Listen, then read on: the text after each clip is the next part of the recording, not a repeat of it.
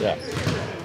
Just starting off the latest with injuries right now, KD, Vita, and then also Drew. Yeah, Katie and Yuta are going to see how they respond to today's work, and we'll make a decision on those guys tomorrow. Drew's feeling pretty good, and I think he's going to be listed as probable. Curious, when you just look at just the work they got in the day, how did they look? How did those three guys look? Yeah, today's work was mostly half speed. It's just system growth. With some offensive plays and ACO looks, and walking through the Knicks. We're going to have shoot around tomorrow morning, so it was mostly half speed work today. When you look at just Kevin and as far as him, so far this year, what's impressed you the most about what he's been able to do? Everything. What's not to be impressed with? The guy's shooting an insane percent from the floor.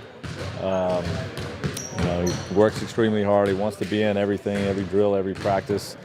And, I think just the ease with which he scores the basketball is just really impressive. You have to, when you have something like he's going right now, I know it's just a foot, but still it could lead to more. Do you have to be more cautious with him because of that mentality that you're talking about? Yeah, for me, I just follow the medical team's recommendation. They meet with the player, and the player gives feedback, and they tell me what he can and can't do. And I don't dive too further into it than that. Called last night's win a professional win in the locker room.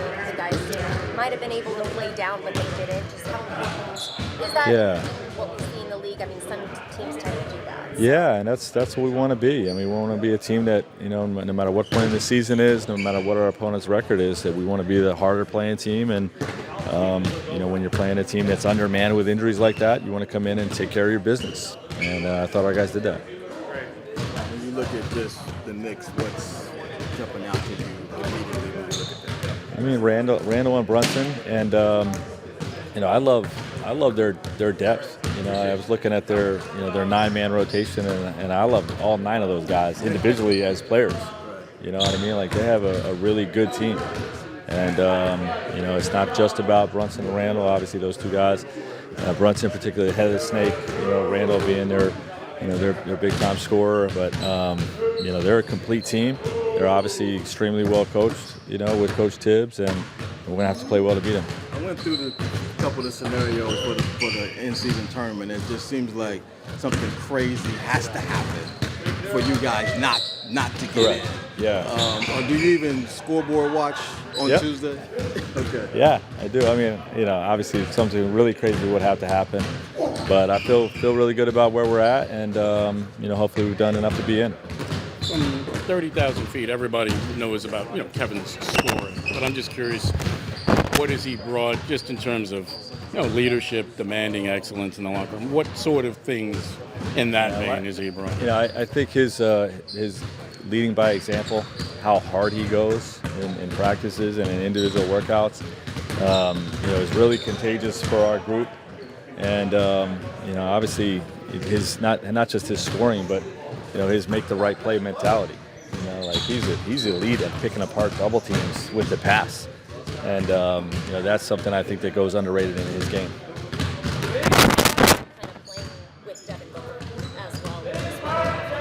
It's a great duo. They've had a lot of early success together, and we're going to continue to do that. But I think those guys away from the lights really push each other, in practice, and how they challenge each other, with film sessions, and getting in the gym together. All summer, those guys were in the gym together, way more than I've seen with, best player types of setups, with the various teams that I've been in, and they're good for each other. Is the playbook evolving even more because now you're seeing how now those two play off each other, but how the other guys are playing off them? Is the playbook evolving because of that? Yeah, well, you always want to just grow. You can only put so much stuff in October, and then you hit a point where you're only running what you have in. So if there's days where you're not going to get them up and down and tax their legs, but you're going to be in the gym, you can walk through some different looks and different wrinkles that can become part of your package. I will say that playing a game without Kevin Durant, gave me a little reason to think we need to put more in, rather than just throw the ball to Kev. you know, for those situations. So it was a good day for that. How's the foot feel? Feel better, man. Just a little tweak, you know. Just wanted to make sure everything's right before I get back out there. Think you'll be able to get it tomorrow? We'll see. We'll see. It's getting better each day. I'm curious, even when you obviously was playing so many minutes, did you even add that up in your mind, like that's a product of that? Or? Nah. I mean, just you know, you should try to make hard moves sometimes, and you get your feet jammed a little bit. It's normal, I think. You know, it's just a matter of just playing hard. I'm curious, just even working your way back, and getting the sprints in, getting the shots in, how was that feeling for you? Feel great. Look normal. So it's just about just keep building and do as much as I can and before tomorrow and see where I'm at. Curious what's good. What were you able to do exactly today for practice? I went through just my individual workouts. We didn't do much as a team, walkthroughs, so we didn't put a lot of load on our bodies, but just got my individual work in, and the trainers looked at it as a good assessment on, you know, if I can do certain things. So, you know, it was a good start, and just keep building from there. What was it like watching the guys yesterday and that whole point differential kicked in, right? Yeah, it's crazy. We needed every point last night to be in this position we're in, and guys came out and played extremely hard against a team that's desperate and wants to do anything for wins. So we went in there and handled our business. The team that played some top teams in the league pretty solid, so it was good to go in there and get a W, not take that game for granted, and guys handled their business. Games like that, you know, and now that you've obviously had more games with Book and you have the whole off season and training camp. I mean, do you almost wish maybe you had made that call a little earlier? What call? Well, the call to come here. Obviously, you wanted to come here in the summer. Well, I know you wanted to come here in the summer. I did. And then you kind of whatever they talked you into giving them a couple more Yeah, months. they just refused to get rid of me. Yeah, that's what I'm saying. Like you almost wish, man, I mean, if I pushed through. And I did. I tried. But time ran out. I wasn't gonna miss no games because of this whole thing. So you know, once the season rolled around, I was just like, whatever happens, it happens, and I just get ready for the season. So it worked out. It worked out at perfect timing, the way it's supposed to. Regardless of anything, it's been fun playing with Book, living in Phoenix, and learning the system. And I feel like we had a team last year with Coach Monty and CP and those guys, and now I feel like we got a new team this year too. So it's even tougher trying to integrate everybody and make a full team. But it's been fun.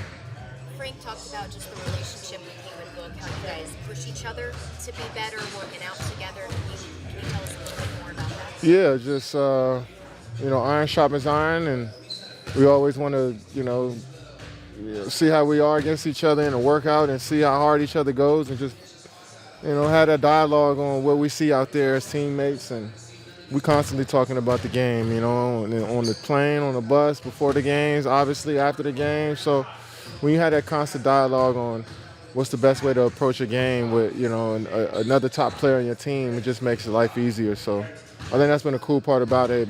Book is a junkie, basketball junkie, along with Brad too. So when stuff isn't working, we can easily have open and honest conversation with one another. Are you surprised that it's been seven different starting lineups? No, this guy know what we went through the last few years in Brooklyn. Like, it's always about next man up mentality in this league. Guys get hurt, guys not in the lineup. You get paid to be a pro for a reason. And, guys got to step up and just play the games. The game's not going to stop because we got guys injured or, stuff happening to our team. The games they're going to keep coming around. So that's an opportunity for guys to step up and be professionals and do what's called of them. And, you see the character of a team when you mixing lineups and got to fight through adversity like that. Was it the incessant lineup changes? It weren't really changes, but whatever. Was the incessant guys in and out and absences? Was that what finally said, all right, I can't? In Brooklyn? Yeah. Or was it something else? Yeah, it just wasn't no consistency or, no continuity on who we were as a team. And when you want to win a championship, you got to build our identity from day one. And it's just a lot of circumstances that were out of players' control that got in the way of us building our continuity. And that's the business of basketball. That's just the NBA in general. But I think we all got better as individual players, and we learned a lot from that experience. Everybody, from executives to players, and we can go about our NBA experience with more knowledge now. What did you learn from it? Just how to work with people, just how to play in New York City, just how to deal with injuries and lineup changes and coaching changes and all of that stuff, and got to keep playing and keep leading. It was a class on a lot of different things, this last few years. And if you didn't take anything away from it, then that's just shame on you, because there was so many deep lessons within this time here that we all learned and got better from.